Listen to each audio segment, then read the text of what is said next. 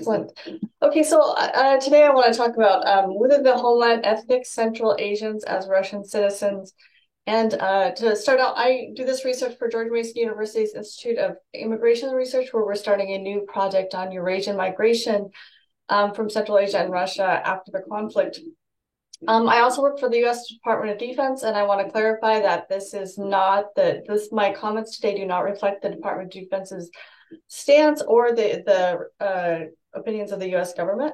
So this is for the Institute of Immigration Research.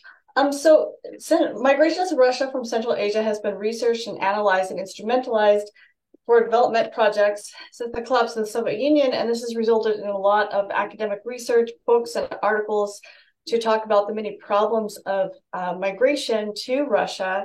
However, that doesn't look at the large number of Central Asians who become citizens of Russia and really thrive in that environment and really have strong ties and consider themselves, by all accounts, Russian rather than Central Asian. And so I want to look at this a little bit today as how the conflict has maybe changed that and maybe not. It's not clear. So this is a new avenue of research. Just look at the scope and scale of Central Asian migration to Russia. If we look at, let's see, not, did you, let's see, start the slideshow here.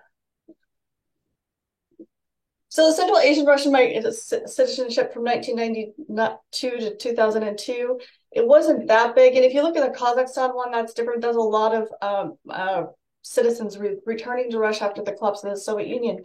But that trend continued and has increased over the last couple of decades. So we look at annual legal immigration to Russia from 2013 to 2018 from the different countries from Central Asia. And you see that it's continued to climb depending on the country.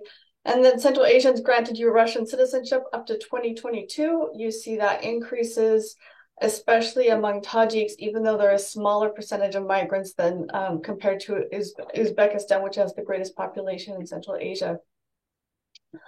And so there was a perception that there would be a mass exodus of Central Asians from Russia after the beginning of the conflict, but that didn't seem to be the case. There were people who left, but the majority stayed. That's their homeland. Their children speak Russian.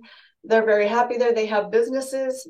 They have school. They see it as a land of opportunity. People I have talked to see it as a land of opportunity. They feel that Russia beats them.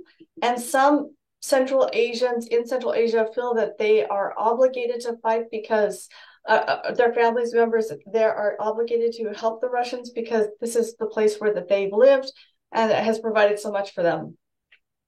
So Russian residence permits, this is another avenue of migration. So Russian immigration residence permits provides all the social protections of citizenship indefinitely after you get that permit. You don't have to become a citizen. So if you look at this up until 2018, it's still considered. And if you look at the majority of the Central Asians who, although there is circular labor migration, and that's what most of the literature is about, the Central Asians who stay in Russia and live there for a long time, if you look cumulatively, that number has grown. And then if you add the citizens, we get a better picture of how many ethnic Central Asians live in Russia permanently or semi-permanently.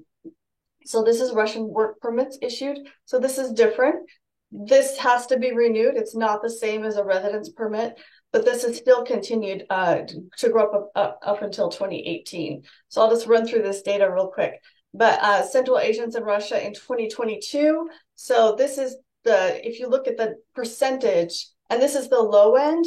So I'm looking at the low end of the statistics, and all of this data comes from Rosstat, the Russian data, and other Central Asian data as well. So labor migration, you end up with 5 to 10% of the population of Kyrgyzstan living permanently in Russia, 5 to 8% of Uzbeks, up to 20% of Kazakhs, and up to 20 to 30% of Tajiks permanently residing of their population living in Russia. So I'll use that Tajikistan as a bit of a case study here because it is such a great percent of the population.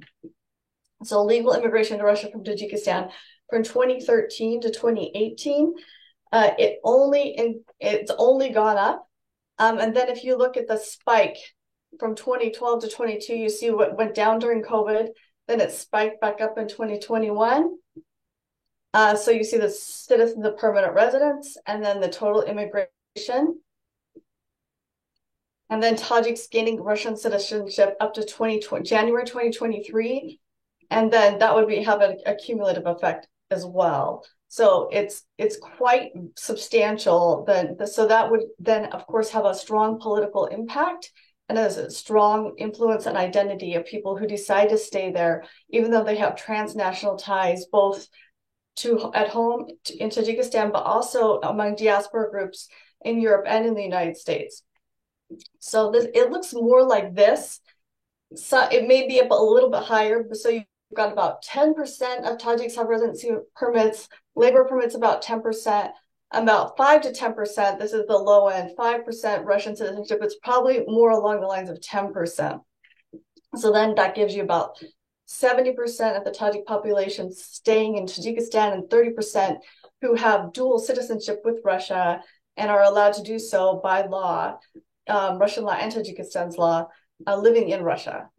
And then the other thing that's really a strong tie for Central Asians and a strong tie pull for them is the view of traditional values in Russia and how it supports and can coexist with traditional values of Central Asia.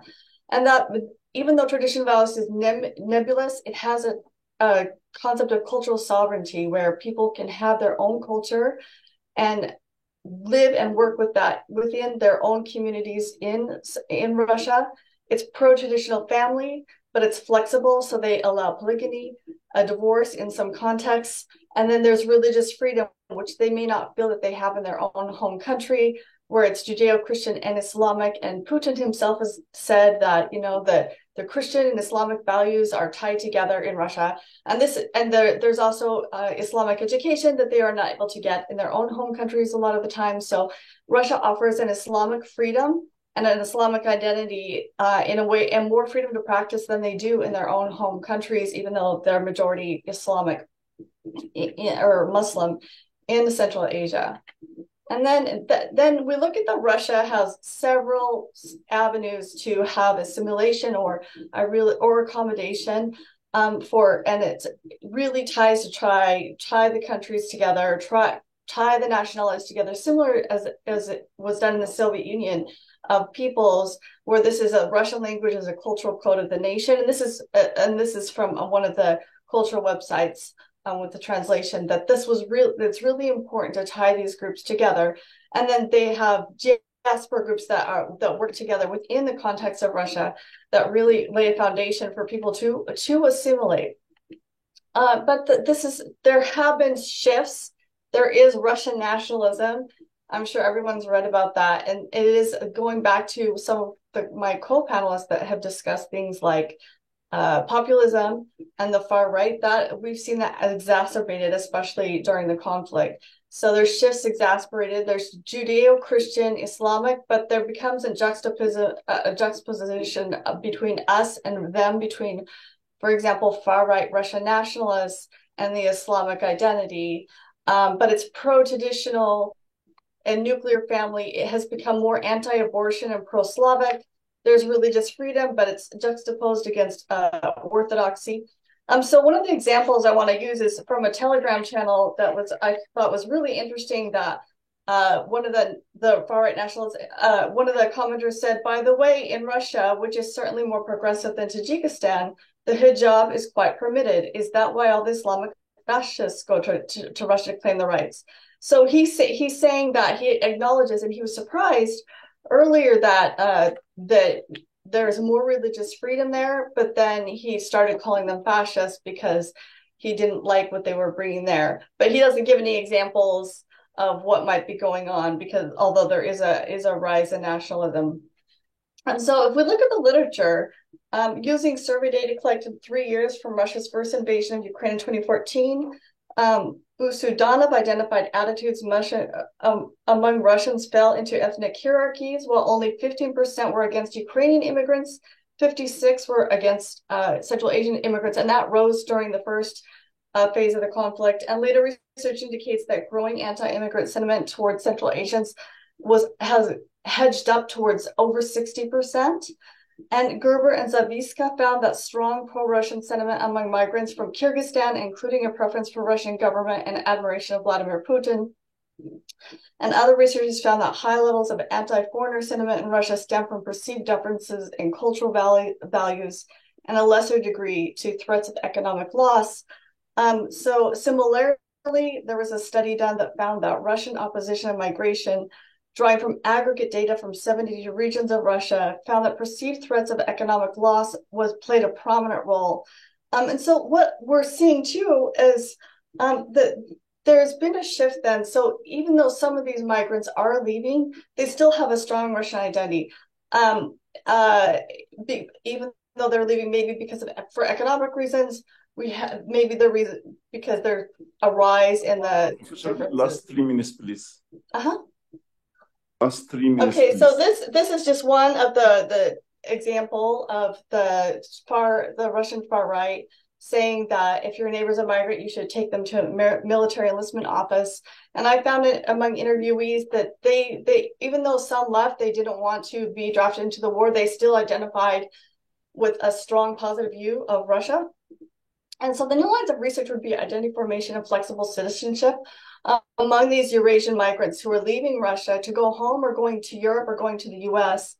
And Studemeyer explained that flexible citizenship as the ways people seek out to use multiple citizenships and identities to navigate transnational geographies. And so anecdotally, and this is where the new line of research comes in, is a lot of the Central Asian migrants who are, for instance, coming to the US, and we don't have those numbers available, but the Institute for Immigration Research is working on that so we can get the data and be able to correlate it. That some among Central Asian migrants are coming in with Russian passports, and then they claiming asylum based on ethnic disparities and ethnic persecution while they're in Russia, but at the same time becoming more pro-Russian and anti-Ukrainian because of economic barriers once they get to the United States. And then finally, so in conclusion, looking at citizenship, it's a change, but there's still an accelerated juxtaposition between Russian and Western value narratives between migrants. And then we don't know what will change in the future with security concerns and migrants going back home from Russia, like Afghanistan terrorism or Russian security. And then it may drive more home in the next year because of economic decline and the falling ruble. And with that, I'll close.